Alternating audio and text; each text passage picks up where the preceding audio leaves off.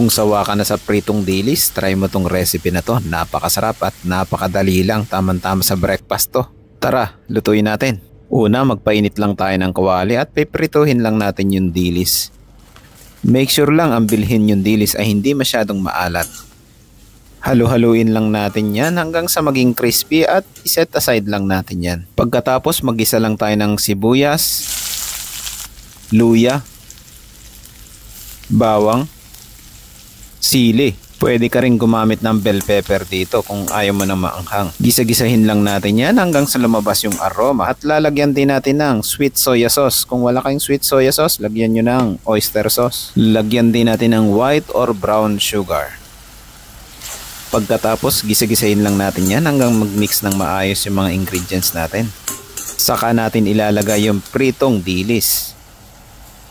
At halu-haluin lang natin yan hanggang sa kumapit yung sauce dun sa dilis natin.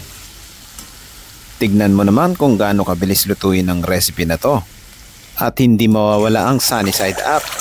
Syempre yung crispy ang ilalim at runny yung ibabaw. At alam mo na ang susunod dito, magsaing ka na ng marami at napakalakas nito sa kanin. Spicy, sweet, savory, tapos syempre may itlog.